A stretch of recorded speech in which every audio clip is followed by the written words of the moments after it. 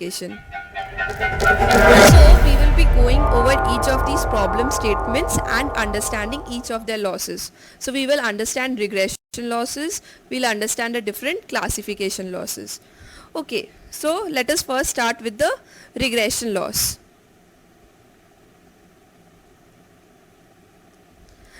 So I'm just going to very briefly go over each of the topics. So we have mean square error,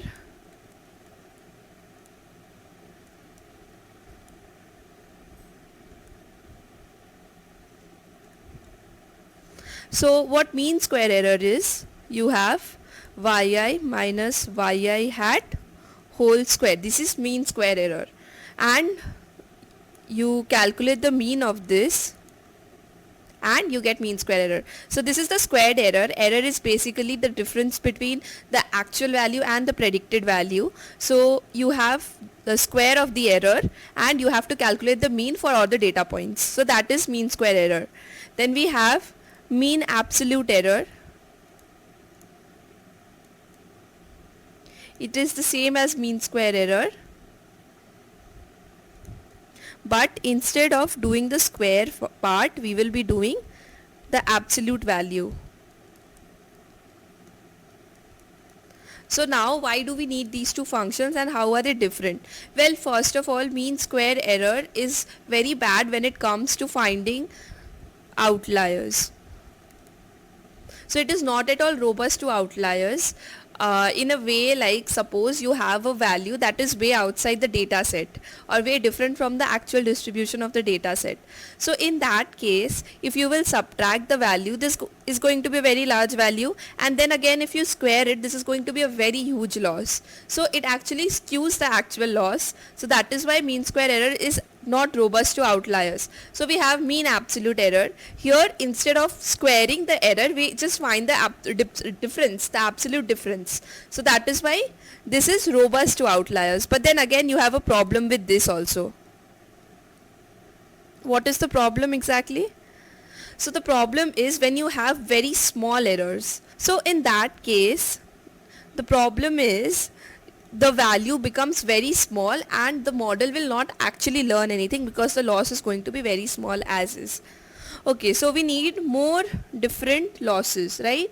Okay, so the next loss that we will be covering is the Hubbard loss. So Hubbard loss is basically a combination of both mean absolute error and mean square error, taking the best of both. So the Hubbard loss is equal to half of yi minus yi hat square when mod of yi minus yi hat is less than equal to a small value delta, and otherwise it is equal to delta times of yi minus yi hat minus delta square by 2. Okay, so this is the Hubbard loss. So what happens is if your error is very small, so at that case it will square the losses or the errors. So it will square the errors. So your loss will not be very small and it will penalize the loss, and as well as if the loss is very big, it will not do the square part of it, it will just use the absolute value. So you get the best of both mean absolute error and mean square error. Here this is a graph of Hubbard loss for different deltas. So for smaller delta values, this is almost a flat line. So for smaller values it acts more as mean absolute error, and for larger values it acts more as mean square error. So you can actually decide what delta to choose, and you can then decide the amount of mean absolute error or mean square error you need for the function. Okay, so now let us talk about the problems that we can have with Hubbard loss. Well, the only problem actually is that deciding the value of delta. So it can be very daunting to decide what value of delta you should be using. So that is why Hubbard loss is not exactly a lot in use. Okay, so one last function that we will talk about, the loss function, is log cos h. So the reason why I am talking about this is because this is actually a good loss function, but it is not exactly used a lot. So the value is basically log of cosh of yi minus yi hat. Okay, so the reason why this is a good loss function is because for very small values, like, so I mean that for very small errors, so for small values of this function behaves like a squared function, square by 2. But for large values it behaves like an absolute function. So you don't even have to decide the value of the delta, it automatically does it for you. So that is why this is a good loss function. However, it is not used a lot.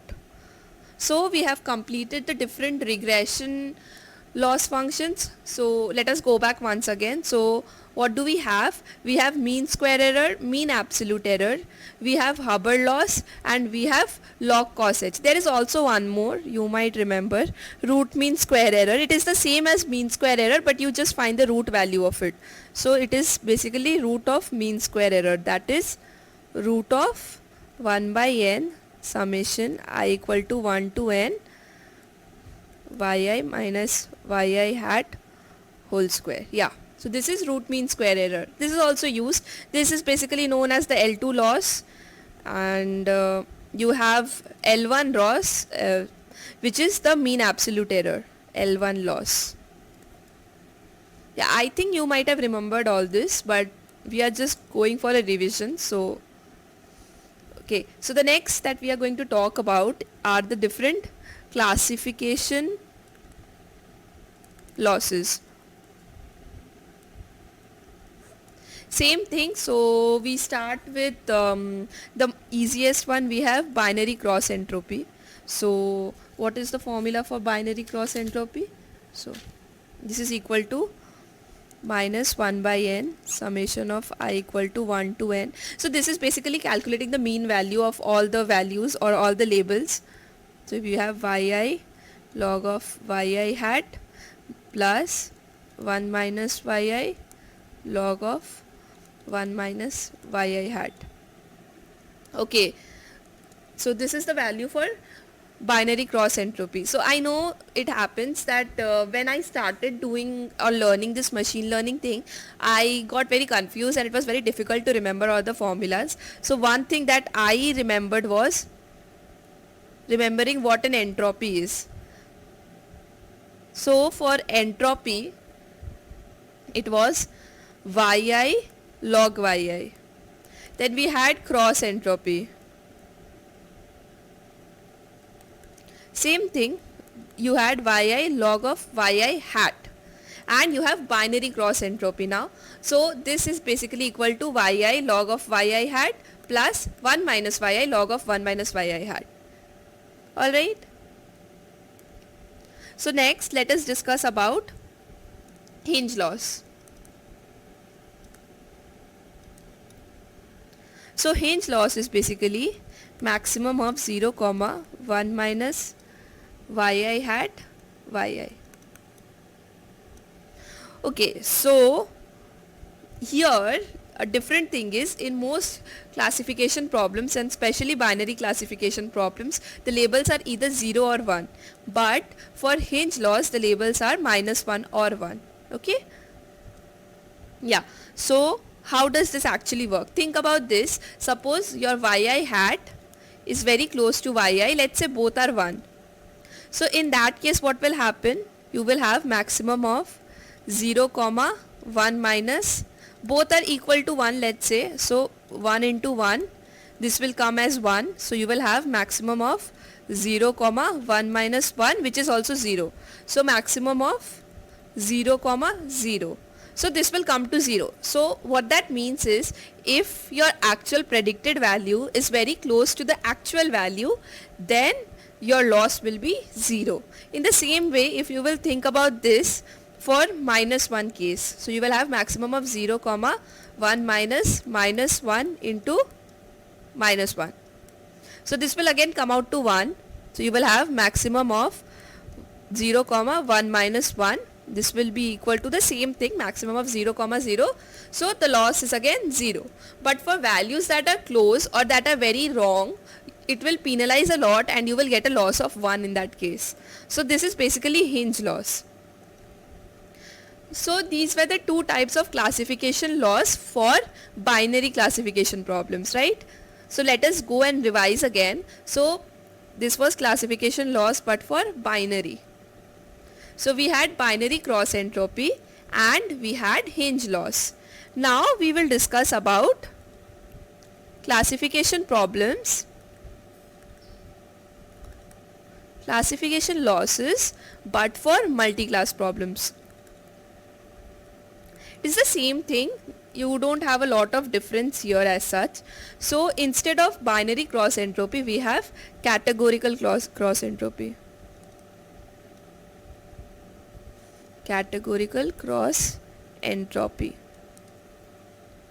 So categorical cross entropy is basically summation of C equal to 1 to, let's just keep it I equal to 1 to C, where C is the number of classes basically, and you have yi log of yi hat. This is for one value. So this gives out, let's say you have there is one actual value you will have. Let's say you have 3 classifications: dog, cat and rabbit. So for suppose the actual problem is a dog, so yi is 1 for dog and others you have 0, and yi hat is the predicted value. So you will have, let's say, 0.8 for dog, 0.1 for cat and 0.1 for rabbit. So then you will calculate all of these together, and this is for one data point, and then again you will summation all of this for the number of data points. Okay, but let's be clear.